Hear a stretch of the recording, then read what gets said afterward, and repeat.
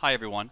It was a very active weather year across South Texas, and we at the National Weather Service have ranked the top 5 South Texas weather events of 2017. Our 5th ranked weather event occurred early in the year, which was an Arctic outbreak between January 6th and January 8th.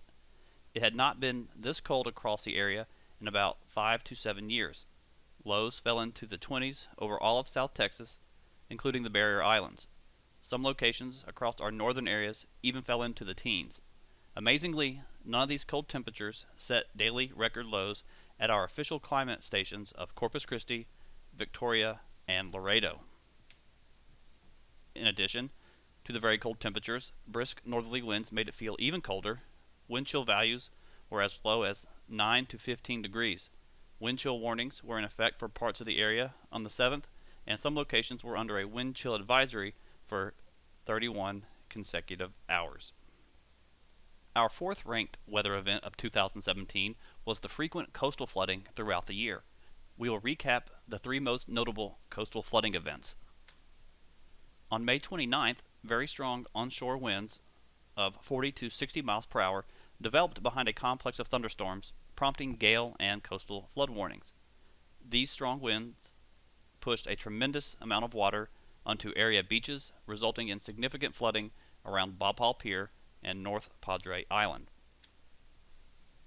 Additional coastal flooding occurred in June due to long-period easterly fetch from Tropical Storm Cindy, which passed us to the northeast. Tidal levels briefly exceeded 3 feet on June 22nd, and coastal flooding was observed up and down the entire mid-Texas coast. Dangerous rip currents were also noted during this time.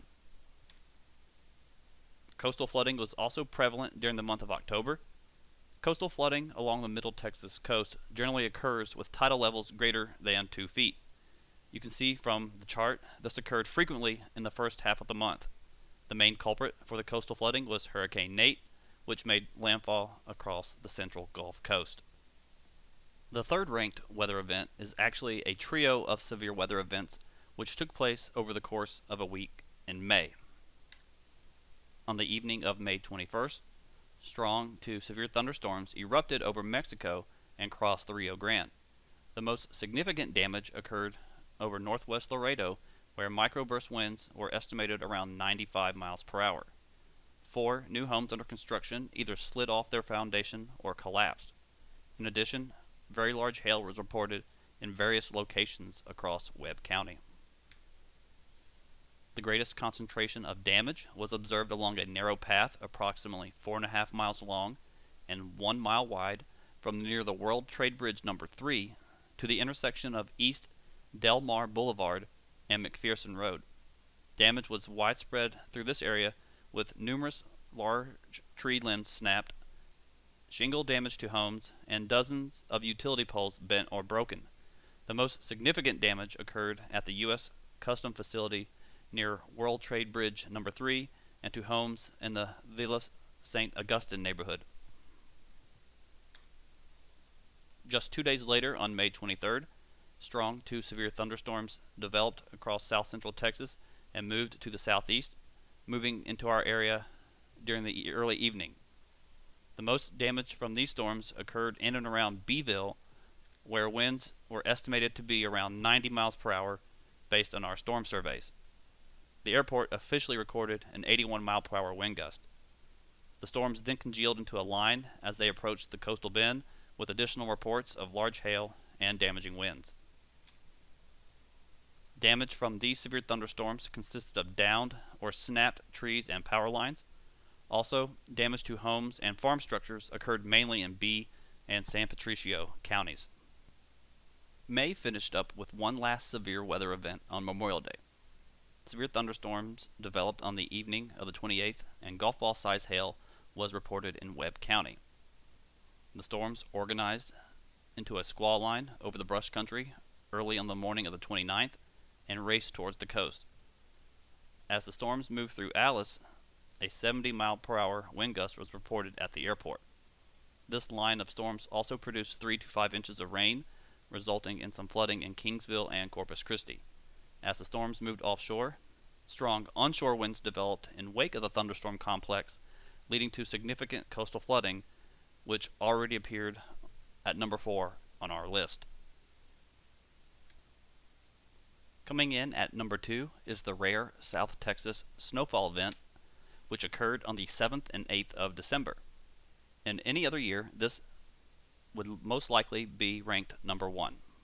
Locations all across South Texas and the surrounding regions received nearly an inch or more of snowfall during this event. The heaviest snow band set up over the southern coastal bend and to the southwest, with several locations across the south side of Corpus measuring as much as 7 inches of snow. This was the first measurable snowfall event across South Texas since the Christmas snowstorm of 2004. Even more rare than the occurrence of snow in South Texas was the thunder snow that occurred across the southern coastal bend. For our official climate locations, Corpus Christi International Airport received 1 inch of snow, tying for the 8th highest daily snowfall accumulation. Victoria Regional Airport received 2.0 inches of snow, tying the 9th highest daily snowfall total. Finally, Laredo's official daily snowfall total of 1.2 inches ranks as the 6th highest daily snowfall total in their history. And finally, the number 1 ranked weather event in South Texas in 2017 was Hurricane Harvey. Hurricane Harvey was the first major hurricane to strike the middle Texas coast since Celia in 1970.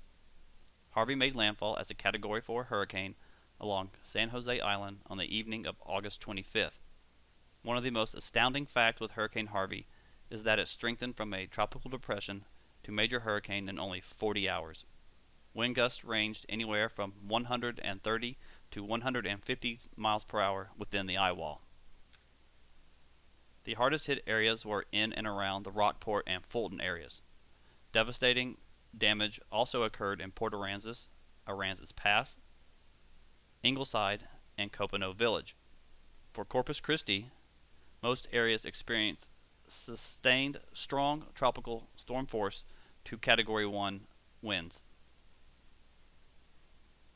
This map shows the peak wind gust associated with Hurricane Harvey. Academic and research groups recorded wind gusts between 140 and 150 miles per hour in Rockport. There was also a 132 mile per hour wind gust recorded in Port Aransas. Catastrophic damage was observed in Rockport and surrounding communities.